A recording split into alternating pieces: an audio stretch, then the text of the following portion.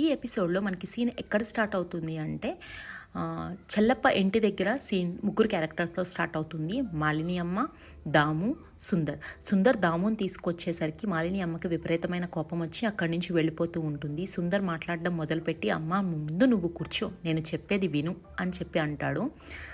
మనం చేసే తప్పు ఏంటి అంటే, మనమే ఒక పర్సన్ని జెంటిల్మెన్లా ఊహించుకుని అతని మీద ఎక్స్పెక్టేషన్స్ పెట్టుకుని లైఫ్ లాంగ్ ఇట్లానే ఉండాలి, తిని మంచిగానే ఉండాలి అనుకుని మనం చేసే తప్పిదం అది.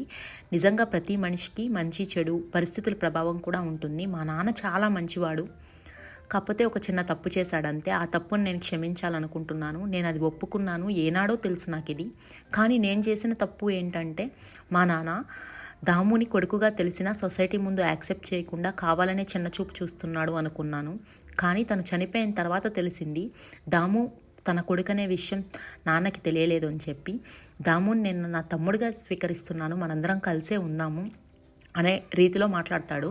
సో వీళ్ళ ముగ్గురు కలిసి కూర్చుని ఒక డెసిషన్కి వస్తారు. వీళ్ళ ముగ్గురు ఒక ఫ్యామిలీగా సెటిల్ అవుతారు. వీళ్ళ స్టోరీ ఇక్కడితో ఎండ్ అవుతుంది. మళ్ళీ అగైన్ మనకి సీన్ ఎక్కడ ఓపెన్ అవుతుందంటే, ఉమెన్స్ జైల్లో ఓపెన్ అవుతుంది. నందిని హడావిడిగా వచ్చి ఫోన్ కోసం వెతుకుతూ ఉంటుంది. అక్కడ ఫోన్ డిలీట్ చేసేసి వైర్ తెంపేసి ఉంటుంది. తలుపులు గబగబా కొట్టి అడిగితే ఒక ఆఫీసర్ వచ్చి, ఇక్కడ ఫోన్స్ లేవు, ఏమీ లేవు, అన్నీ రిపేర్కి వెళ్ళాయి అంటే, నేను వార్డెన్ మేడం దగ్గర మాట్లాడతానంటుంది. వార్డెన్ ఇవాళ లీవ్లో ఉంది, నువ్వు అర్జెంటుగా సెల్లోకి వెళ్ళిపో అని అరుస్తుంది. విమలకి చెప్తుంది, నందినిని తీసుకెళ్ళి సెల్లో ఉంచేసే, అందరినీ సెల్లోకి వెళ్ళిపోమని చెప్పు అని. అప్పుడు నందినికి డౌట్ వస్తుంది, ఇక్కడంతా ఏదో తప్పుగా జరుగుతుంది విమల, నేను అర్జెంటుగా చక్రికి కాల్ చేసి మాట్లాడాలి అంటుంది. వాళ్ళిద్దరూ నడుచుకుంటూ వెళ్ళిపోతారు. మనకి మళ్ళీ చక్రిని చూపిస్తారు. ఇక్కడ చక్రికి డౌట్ వచ్చి చక్రి ఒక్కడే తన బండి వేసుకుని కాటేజ్ దగ్గరికి వెళ్తాడు. వెళ్ళి అక్కడ నుంచుని చాలాసేపు ఆలోచిస్తూ ఉంటాడు.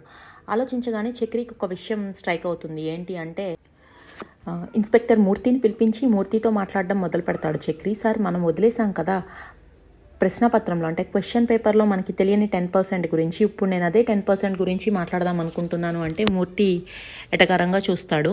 కానీ అక్కడ తను అడిగే క్వశ్చన్స్కి మూర్తి సమాధానం చెప్పలేకపోతాడు. ఎందుకు అంటే, ఇక్కడ చాలా లాజికల్గా అడుగుతాడు చక్రి. సరే, ముత్తువే చంపేసింది అనుకుందాం, తను రివాల్వర్తో కబోర్డ్లోకి దూరి కూర్చుంది అంటే బయట నుంచి ఎవరు లాక్ చేస్తారు? ఆ 8 మందిలో ఇక్కడ ఎవరికి రాలేదు. సరే, వచ్చారనే అనుకుందాం, వాళ్ళు వెళ్ళిపోయారు. సో ఖచ్చితంగా వేరే వాళ్ళు ఎవరో చేసి ఉండాలి. క్రైమ్ సీన్లోకి ఫస్ట్ తలుపు పగలగొట్టగానే మీరు నేను మాత్రమే ఎంటర్ అయ్యాము. చేస్తే ఆ పని నేనైనా చేయాలి, లేకపోతే మీరైనా చేసి ఉండాలి. నేనైతే చేయలేదు, చాలా కాన్షియస్గా ఉన్నాను సార్, నాకు మీ మీదే అన్న డౌట్ అనే రైజ్ అవుతుండగానే మూర్తి అక్కడున్న స్టాట్యూ తీసుకుని చక్రి తల మీద కొట్టాలని చూస్తూ ఉంటాడు. నిజంగానే కొడతాడు చక్రి తల మీద. అప్పుడు మనకి తెలుస్తుంది, సో మూర్తి ఇన్స్పెక్టరే విలను అనేది. ఇప్పుడు వరకు ఎవ్వరికీ రిలీవ్ అవ్వదు. స్టోరీ ఇంతకుముందు కాటేజ్లో చెల్లప్ప బ్రతికున్నప్పుడు దగ్గరికి వెళ్తుంది. నిజంగా ఆ రోజు నైట్ ఏం జరిగింది అంటే, ఈ 8 మంది అమ్మాయిలు వచ్చే కన్నా ముందే ఆ టనెల్లోంచి వస్తున్నారు అనుకుని, నా బంగారు తల్లులు రండి అని డోర్ ఓపెన్ చేసే టైంకి చెల్లప్ప మూర్తి అందులోంచి వస్తాడు. నీకు ఈ రూట్ ఎట్లా తెలుసు అని చెప్పి చాలా స్టన్ అవుతాడు. అయిన తర్వాత, నాకు ఇప్పుడేంటి సార్, ఇది ఎప్పటి నుంచో తెలుసు, గత కొన్నేళ్లగా మేము ఇక్కడ చాలానే నడిచాం, కానీ మీరు కాటేజ్ కొన్న దగ్గర నుంచి మా వ్యాపారం లాస్ అయింది అంటాడు. అప్పుడు చల్లప్ప ఏమీ స్టన్ అవ్వకుండా, నాకు తెలుసు, నీ నెట్వర్క్ మొత్తం తెలుసు, ఎవరు నడిపిస్తున్నారో తెలుసు, నువ్వు ప్రియంవద లాంటి, సరోజ లాంటి అమ్మాయిల వెనకాల భజన చేసుకుంటూ బతకడమే, నేను నీ మీద కూడా కేసు ఫైల్ చేస్తున్నాను అంటే, సార్ ఎందుకు సార్, నేను ఒక జస్ట్ కానిస్టేబుల్ ఎస్ఐగా ఉన్నాను, నా ఈ చిన్న జీతానికి, నా ఈ పర్సనాలిటీకి ఎంఐ నీ వైపు చూడదు, కానీ ఎమ్మెల్యే భార్య అయినటువంటి సరోజ నాతో ఉండడానికి ఇష్టపడింది, నా జన్మకు అది చాలు, సరోజ ఏదో మాయ చేస్తుంది మొత్తం మీద, ఆ మాయలో పడిపోయా నేనంతే, తను డబ్బుల కోసం అంతా నేను చెయ్యటం లేదు, సరోజకి పని చేస్తానని మాట ఇచ్చాను, సో ఖచ్చితంగా చేస్తున్నాను, నాకు తెలుసు మీ ఇద్దరు ఇల్లీగల్ రిలేషన్షిప్ అని చెప్పి చెల్లప్ప మాట్లాడతాడు. నేను ప్రూఫ్గా కోర్టులో నాకేమేం కావాలో ఎవిడెన్సెస్ అన్నీ కలెక్ట్ చేశాను అంటే, చాలాసేపు మూర్తి బతిమలాడడానికి ట్రై చేస్తాడు. కానీ చెల్లప్ప, మీ ఇద్దరిని ఖచ్చితంగా నేను జైలుకి శ్రీకృష్ణ జన్మస్థలానికి పంపించే తీరుతానంటాడు. ఇంతలో మూర్తికి చాలా కోపం వచ్చి తెచ్చుకున్నటువంటి రివాల్వర్తో షూట్ చేసేస్తాడు. కానీ తర్వాత పోలీస్ బ్రెయిన్ కదా, మళ్ళీ అదే పాయింట్ బ్లాంక్లోంచి సేమ్ ఇంకొక బుల్లెట్ యూజ్ చేసి షూట్ చేసుకున్నట్టు చేసిన తర్వాత ఫస్ట్ బుల్లెట్ని తను తీసుకుని ఆ గన్ అక్కడే పడేసి వెళ్ళిపోతాడు.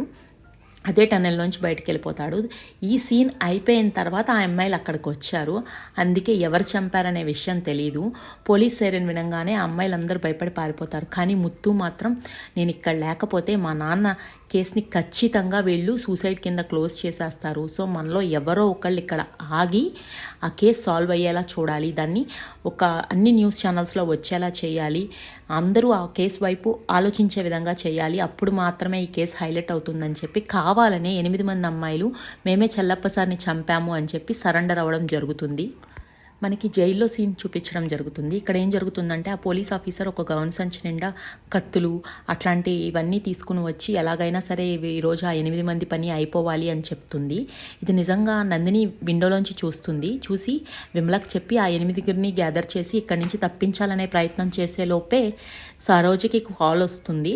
కాల్ రాగానే సరోజ అందరినీ అలర్ట్ చేసి ఎట్లాగైనా సరే మనం ఈరోజే ఆ 8 మందిని ఇక్కడే చంపేస్తున్నామని చెప్పి అంటుంది. ఇక్కడ చాలా పెద్ద ఫైట్ జరుగుతుంది జైల్లో. జరిగిన తర్వాత అందరూ కలిసి తన్ని చంపేద్దామని చెప్పి వెళ్తారు సరోజని. కానీ నందినియే ఆపుతుంది. ఎందుకంటే నాగమ్మ కానీ చెల్లప్ప సార్ కానీ మీ జీవితాలు స్పాయిల్ అవ్వాలి అనుకోలేదు. 10 ఏళ్ళైనా సరే ఆయన కోర్టులో పోరాడి కేసుని గెలిచి ఈ హ్యూమన్ ట్రాఫికింగ్ని ఎండ్ చేయాలి అనేదే, మీ జీవితాలు స్పాయిల్ అవ్వడం కాదు. మీ 8 మంది ఈ జైల్లో పోకూడదు, నా మాట వినండి అని బతిమలాడి వాళ్ళని ఆపుతుంది. తర్వాత అసలు విషయం తెలిసి చక్రి మొత్తం అందరికీ రివీల్ అవుతుంది కదా. అప్పటికి సరోజని మిగతా వాళ్ళు తీసుకుని వెళ్ళిపోతారు. ఇక్కడ ఫైట్ జరుగుతూ ఉంటుంది. నందిని మాట వినరు వీళ్ళెవ్వరు. ఈ ఫైట్ తర్వాత మళ్ళీ మనకి చక్రి సీన్ని చూపిస్తారు. ఈ సీన్లో ఏం జరుగుతుందంటే చక్రి దగ్గరికి ఫెర్నాండైజ్ వస్తాడు. ఎప్పుడైతే తన నెత్తికి రక్తం కారుతూ ఉంటుందో మూర్తి అక్కడ వదిలేసి వెళ్ళిపోతాడు ఫాస్ట్గా. సో ఫెర్నాండైజ్ ఒక బాబుని తీసుకుని వచ్చి, ఇప్పుడే కబురు తెలిసింది నాకు, వీళ్ళ నాన్నని ఆ పని చేయడానికి వచ్చి బెదిరించారంట. వీళ్ళ నాన్న లాస్ట్ మినిట్లో మనసు మార్చుకుని ఆ పనికి వెళ్ళడానికి ఒప్పుకోలేదు. అందుకని చెప్పి వీళ్ళ నాన్నని కొట్టి వీళ్ళ నాన్న బోటుని తీసుకెళ్లారు. ఆ బోట్లో 2 ఆడపిల్లలు ఉన్నారంట, వీడు చూశాడంట అని చెప్పి. వాళ్ళు వెళ్ళి ఎంతసేపు అయిందని చెప్పి చక్రి అడుగుతాడు. ఇప్పుడే 10 నిమిషాలు అయింది అని తెలియగానే వీళ్ళంతా కలిసి బోట్ వేసుకుని సముద్రంలోకి వెళ్తారు. ఇక్కడ బోట్ సీన్ చూపిస్తాడు. సేమ్ సుడిగుండం ఒక పెద్ద బోట్ చుట్టూ తిరుగుతున్న ఫీలే ఉంటుంది.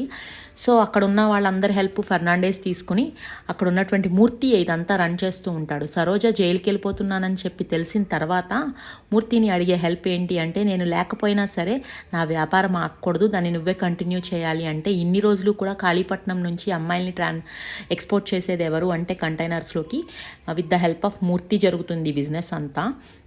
సో అప్పుడు ఫెర్నాండేజ్ వీళ్ళంతా కలిసి ఆ బోట్లోకి వెళ్ళి కట్టేసి మూర్తిని బయటికి తీసుకొస్తారు. ఆ 2 అమ్మాయిలు ఎవరైతే ఉన్నారో ఫస్ట్లో చిట్టి తీసుకెళ్ళి అప్పచెప్పాడు కదా, వాళ్ళని సేవ్ చేసి వెనక్కి తీసుకుని వస్తారు. ఫెర్నాండేజే దీనికి బాగా హెల్ప్ చేస్తాడు.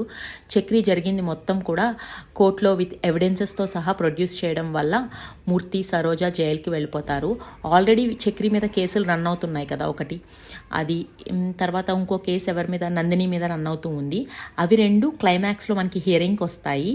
ఇక్కడ వచ్చే జడ్జ్మెంట్ ఏంటి అంటే, ఈ కేసులో చెల్లప్ప సార్ స్టేట్మెంట్స్ ఏవైతే ఉన్నాయో ఆల్మోస్ట్ కంక్లూజన్కి వెళ్ళిపోయింది. దాన్ని బేస్ చేసుకుని మాత్రమే జడ్జ్ ఇప్పుడు ఏం చెప్తారు అంటే, నందిని కేవలం సెల్ఫ్ డిఫెన్స్ కోసమే ఆ రివాల్వర్తో వాళ్ళ బాబాయ్ గుణ చేసినటువంటి దారుణాలన్నీ గుర్తు చేసుకుని మరీ కాల్చి చంపేసింది అని చెప్పి కంక్లూడ్ చేసి నందినిని రిలీవ్ చేయడం జరుగుతుంది. ఈ కేసులోంచి నందిని బయటపడిద్ది. ఇంకో కేసు ఏముంది, తను మిస్లీడ్ చేశాడు అంటే తను మిస్యూజ్ చేశాడు కదా గన్ని, కేర్ఫుల్గా హ్యాండిల్ చేయలేదు, నిర్లక్ష్యంగా ఉన్నాడని చెప్పి మన హీరో ఉన్నాడు కదా కతిర్ అంటే ఇప్పుడు మన చక్రి ఈ క్యారెక్టర్, అతన్ని సస్పెండ్ చేయడం జరుగుతుంది. ఒక గుడ్ న్యూస్ ఒక బ్యాడ్ న్యూస్ లాగా ఈ 2 న్యూస్లు ఎట్ ఏ టైం జరుగుతాయి. జరిగిన తర్వాత నందిని ఏమో దేనికి హ్యాపీగా ఫీల్ అవ్వాలో తెలియటం లేదు అంటే, అప్పుడు తను అన్నాడు, చక్రి చెప్తాడు, నాకు నువ్వంటే చిన్నప్పటి నుంచి ఇష్టమే, ఈ విషయం నీతో చెప్తామంటే ఇప్పుడు నువ్వు యాక్సెప్ట్ చేసే పరిస్థితుల్లో లేవు, నీకు జరిగిన పరిస్థితులు అట్లాంటివి, కాబట్టి మనం మ్యారేజ్ చేసుకుందాం, నేను నిన్ను చాలా హ్యాపీగా చూసుకుంటాను అనే విధంగా తను కన్వే చేస్తాడు. నందిని కూడా దానికి ఒప్పుకుంటుంది.